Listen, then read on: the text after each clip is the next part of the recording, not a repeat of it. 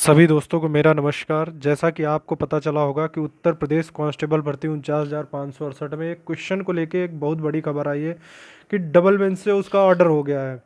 इसके बारे में बहुत सारे लोगों के मन पे सवाल बन रहे हैं, तो उन सारे सवालों का जवाब मेरे पास है कि अब क्या करना है क्या नहीं करना है। और जिनको भाई नौकरी मिल गई है 603 अभ्यर्थियों के लिए, जिसमें से कुछ अभ्यर्थियों ने केस फाइल किया था, उनको तो मेरी तरफ से भाई बहुत बहुत बधाई। और हमेशा वो जीत उसी की हुई है जो हमेशा लड़ा है, ये समझ लीजिए। जो लोग लड़ने से पहले ही कतरा जाते हैं कि भैया हमारा ये हो, हमारा वो है, तो उनके लिए एक सीधा सा ये जवाब है, ये समझ लीजिए। तो अब बहुत लोग लड़के फ़ोन कर रहे हैं सुबह से, यार मुझे फ़ोन ऑफ करना पड़ा इसी समस्या की वजह से। सुबह से इतने फ़ोन आ रहे थे, सबको मैं वही बार बार एक बात रिपीट नहीं कर पाऊँगा, क्योंकि मेरे पास सुबह से 100 150 कॉल आ चुकी हैं। ये समझ लीजिए कि अब क्या करें भैया, अब क्या करें। तो भाई देखो, अब आपके पास 0.001% चांस है। आप चाहो तो चांस ले सकते हो, नहीं तो 2 4 5 10 हज़ार अपने बचाने वो बचा सकते हो।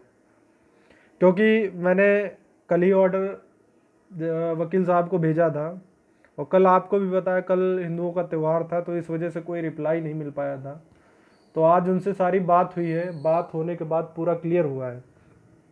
क्योंकि भाई मैं दूसरों की तरह हवाई नहीं मारना शुरू कर देता हूँ कि ये हो गया, ये करवा दूंगा, वो करवा दूंगा। तो भाई मेरा उससे कोई मतलब नहीं है। और जो भी लड़के अब इसमें लड़ना चाहते हैं वो आगे आए, मैं तो इस केस को देखूंगा नहीं, मैं उसको रास्ता बता दूंगा, ये समझ लीजिए। बाकी मैं एडवोकेट से मिला दूंगा, क्या करना है कैसे करना है वो आपके ऊपर डिपेंड करेगा।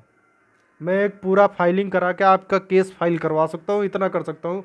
क्योंकि भाई मैं ऑलरेडी एक केस लड़ रहा हूँ अपना मेडिकल एब्सेंट, आप लोगों को पता होगा, और उसमें भी मुझे जीत 100% मिलेगी। आज नहीं तो कल नौकरी मिलेगी, मिलेगी ज़रूर, मैं ये जानता हूँ। क्योंकि मेहनत करने वाले की कभी हार नहीं होती, ये समझ लीजिए। अब आते हैं इस क्वेश्चन के मुद्दे पे। क्या था, एक क्लॉक का क्वेश्चन था, उस पर जजमेंट हुआ है, एसएलपी हुई है। इसमें शामिल होने के दो तरीके हैं। बहुत लोग इधर उधर गुमराह करेंगे, लेकिन मेरा सीधा सा बात है, मैं आपको बता रहा हूँ इसमें आप शामिल कैसे हो सकते हैं। या तो कोई ऐसे बच्चे हों जिन्होंने सिंगल बेंच में इस क्वेश्चन को लेके केस फाइल किया हो।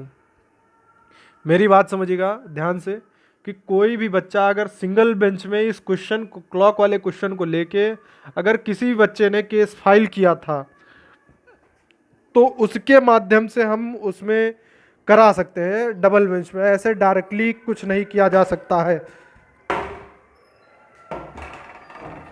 या तो एक तरीका और है, मैं आपको बताऊं।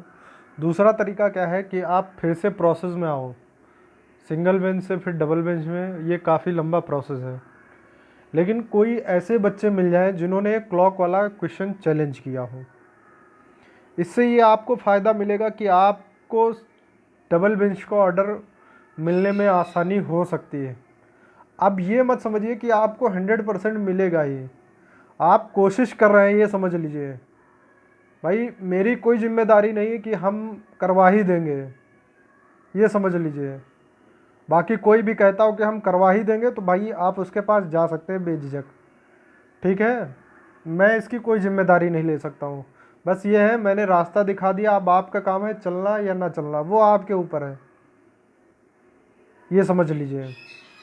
अगर जिसको लड़ना है वो आगे आ सकता है। सुबह से इतने फ़ोन आए, इतने मैसेज आए, मैं देख रहा था, सब कुछ देख रहा था, लेकिन मैंने रिप्लाई क्यों नहीं किया? जब तक मुझे यार पूरी बात नहीं पता चलेगी, मैं रिप्लाई करने से या बड़ी बड़ी बातें मार दूं कि यार मैं करवा दूंगा, ये कर दूंगा, ऐसे कर दूंगा, मुझे कोई ऐसी बातों से मतलब नहीं। जो बात होती है ऑथेंटिक होती है, और एकदम 100% वो चीज़ सही है।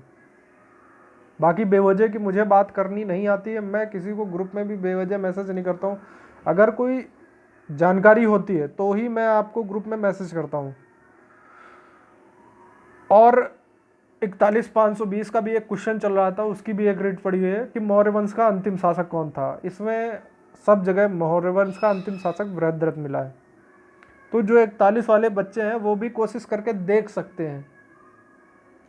हम ये नहीं कह सकते कि 100% सफलता मिल ही जाएगी, लेकिन कोशिश करने में क्या जाता है भाई। ये अगर बच्चे कोशिश ना किए होते, एसएलपी ना फाइल करके वहीं पे छोड़ दिए होते, तो आज को इनके भाग्य में नौकरी नहीं थी, ये जान लीजिए। और भाग्य और समय कब बदलता है ये कोई नहीं जानता, ये समझ लीजिए। और इतिहास गवाह रहा है कि अगर आपने मेहनत की है पूरे मन से तो मिलना है, बशर्ते आपके अंदर कितना सब्र है कितना नहीं है।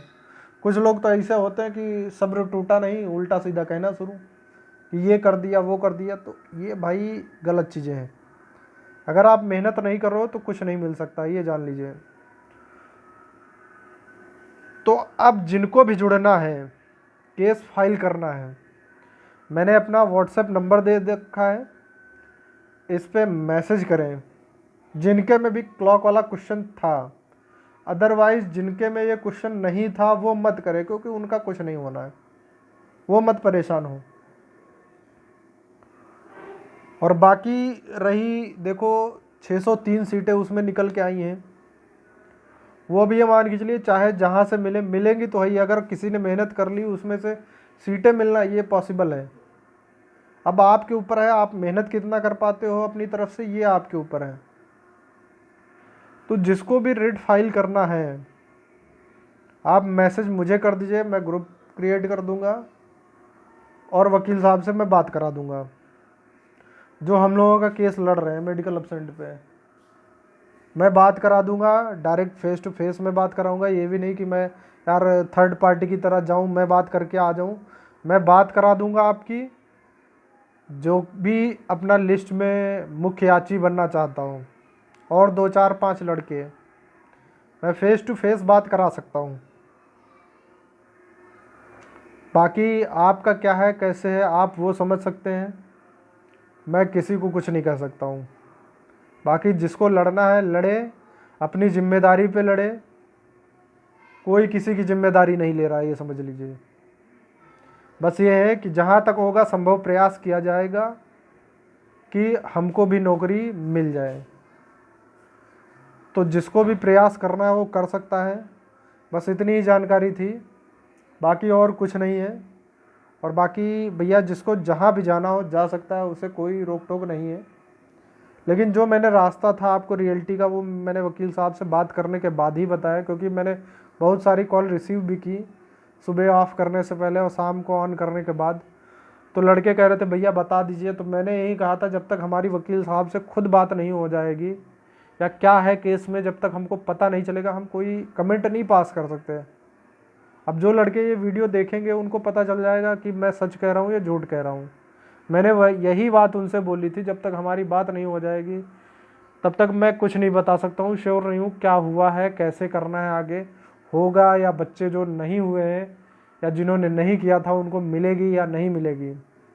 तो फिर से एक बार ध्यान देना, जो क्लॉक वाले क्वेश्चन पे पहले कभी रेट पिटीशन में फाइल किए हो या शामिल किए हो, उसके बाद आगे नहीं बढ़े हो, तो वो ज़रूर संपर्क करें, मुझे मैसेज करें। मेरा स्क्रीन पे नंबर है 8756065604 पे, इस पर संपर्क करें, व्हाट्सएप मैसेज कर दें।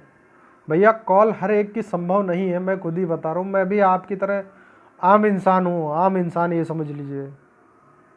हर एक की कॉल नहीं मेरे पास संभव है कि हम किसी को उठा के हर किसी से बात हो पाए। जितना भी है यूट्यूब पे हम जानकारी डलवा देते हैं, यहाँ भी डलवा देते हैं और ग्रुप भी क्रिएट करवा देते हैं, वहाँ भी आपको मिल जाती है। तो ये सब चीज़ें जानकारी थी, जिसको अब आगे करना है वो कर सकता है, नहीं करना है तो भैया कहीं भी जा सकता है।